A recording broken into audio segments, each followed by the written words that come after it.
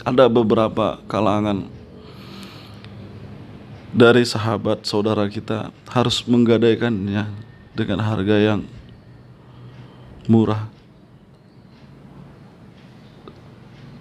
yakni hanya demi kepentingan menghidupi keluarga yang berada di bawah cinta kasih dan tanggung jawabnya. Tidak semua orang memiliki stok makanan, stok perbekalan di rumah. Apalagi sudah aib kita bersama, perekonomian rakyat Indonesia sungguh sangat memprihatinkan. Maka dari itu kami memandang perlu berbagi rasa dan berbagi mental. Saya pribadi, meskipun alhamdulillah saya memiliki stok untuk beberapa hari ke depan, namun karena tanggung jawab profesi, saya harus keluar rumah berkegiatan litigasi maupun kegiatan non litigasi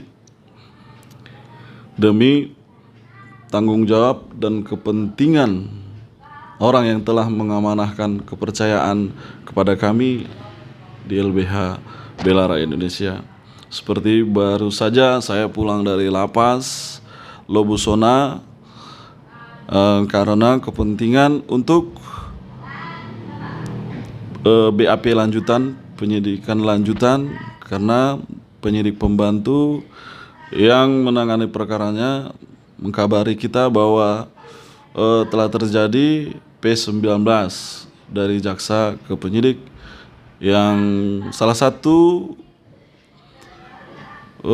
instruksi dari petunjuk dari P19 tersebut harus dilakukan pengambilan keterangan yang lebih lanjut.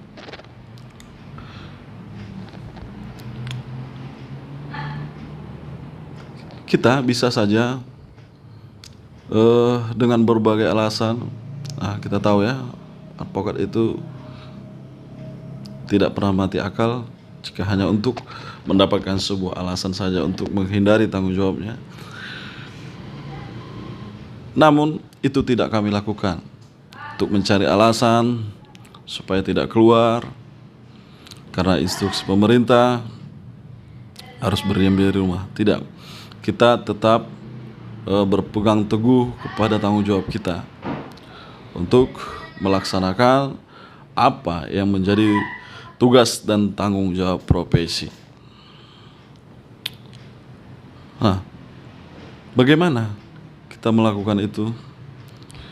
Tentu yang pertama, kita harus optimis dan tidak boleh, ya sekali lagi ya, tidak boleh sepele ya dengan isu virus corona tersebut. Tentu sangat manusiawi jika perasaan takut, khawatir datang bertamu kepada diri kita. Namun rasa takut atau rasa khawatir tadi, apakah justru akan membuat kita panik, down, dan lemah mental, lemah iman? No, jangan. Tidak seperti itu. Rasa takut dan rasa khawatir yang bertamu pada diri kita tadi, kita manfaatkan seperti itu. Kita olah. Inilah yang membawa, inilah perantara kita jadikan alat untuk sebagai penguat mental. Melalui rasa takut tadi, tentunya doa dan harapan kita kepada Allah supaya kita terhindar dari penularan virus tersebut. Semakin takut, semakin khawatir, maka doa akan semakin khusyuk.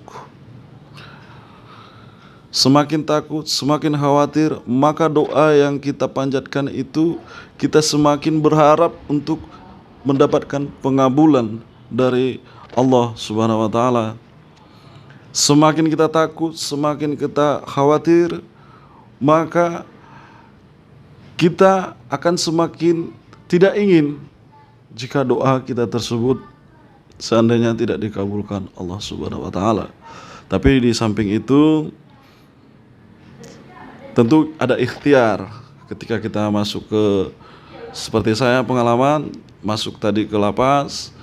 Alhamdulillah di sana ada disediakan cairan untuk steril, cuci tangan, kita lakukan itu. Dan ketika bersalaman dengan klien kita, karena saya menganggap ini masing-masing pendapat ya, tapi saya pribadi saya tetap bersalaman. Namun setelah bersalaman, tentu kita tidak menyentuh bagian-bagian yang sensitif dalam tubuh kita seperti hidung, mulut, dan bagian tubuh lain. Tangan kita yang biasa lasak ya kita jaga.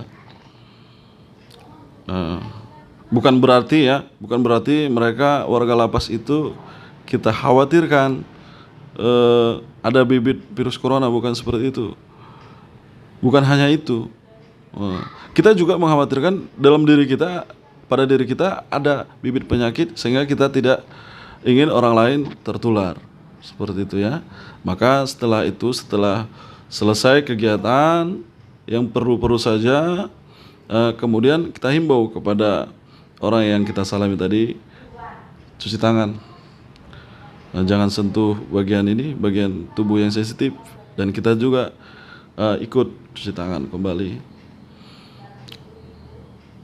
Dan jarak, ya tentunya jarak kita atur. Karena itu tadi bukan kita menyangka orang lain ya, sujon orang lain itu adalah orang yang diduga mempunyai bibit. Tapi kita juga perlu mengkhawatirkan seandainya ada bibit pada diri kita, kita tidak menularkan kepada orang lain, seperti itu. Nah, hal yang seperti ini tentu juga dialami oleh beberapa orang, beberapa profesi, dan beberapa golongan. Ketika kita melihat mereka di luar sana mencari rezeki, mencari nafkah untuk menghidupi keluarganya, saya mohon jangan dicaci, mohon jangan dikata-katai mereka orang yang bandel, orang yang bangkang. Jangan seperti itu. Lockdown itu sangat baik, sangat bagus bagi kalangan menengah ke atas. Mungkin lockdown itu bisa dilaksanakan 90% atau 100%. Terlebih lagi kita mohon kepada masing-masing untuk merasa, untuk sadar diri.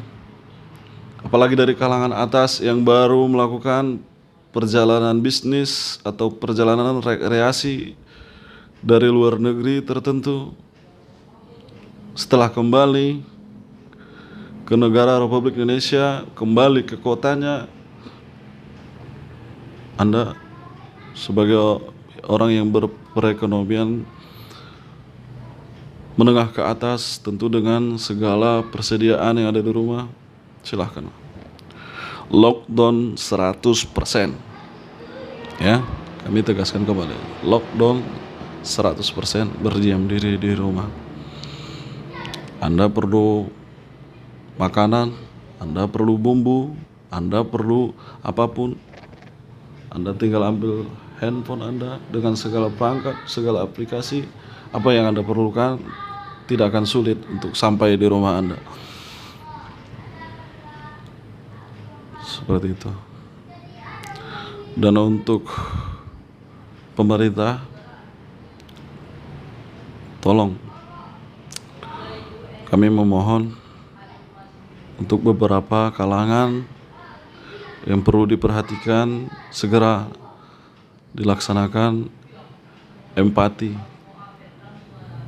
Jangan hanya simpati, tapi dilaksanakan empati.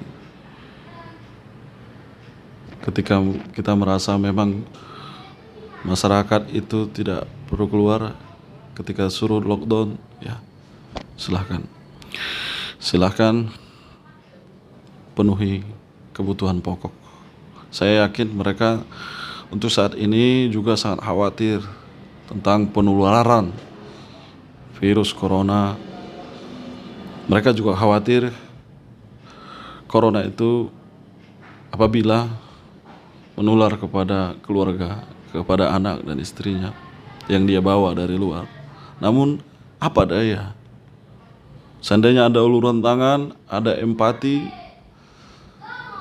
mereka tidak akan berharap rumah kontrakannya dibayarkan, cicilan mobil, cicilan kendaraannya, ojeknya atau apanya dibayarkan, atau baju barunya dibelikan, pakaiannya yang sudah lama supaya berganti. Tidak itu yang diharapkan mereka. Mereka hanya perlu makan, anak istrinya makan.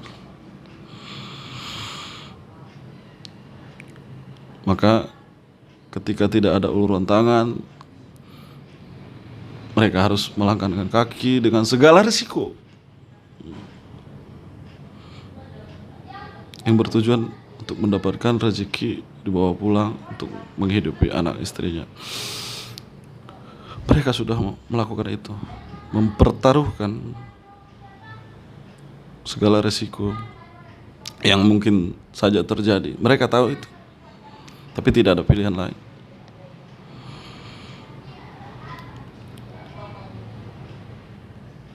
Dan kepada kita masing-masing,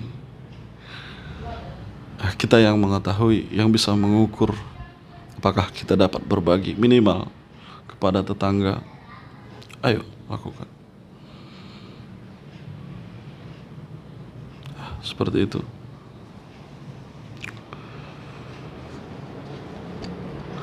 Kami rasa itu dulu yang cukup kita sampaikan. Kiranya bermanfaat, alhamdulillah. Kiranya ada yang salah, mohon dimaafkan. Pada intinya, isu virus corona ini semoga kita menjadikannya ikhtibar, menjadikannya sebuah alat untuk introspeksi diri, kita mengolahnya sehingga doa ibadah kita semakin khusyuk kepada Allah Subhanahu wa taala. Saya rasa demikian saya sampaikan. Salam bela rakyat. Assalamualaikum warahmatullahi wabarakatuh.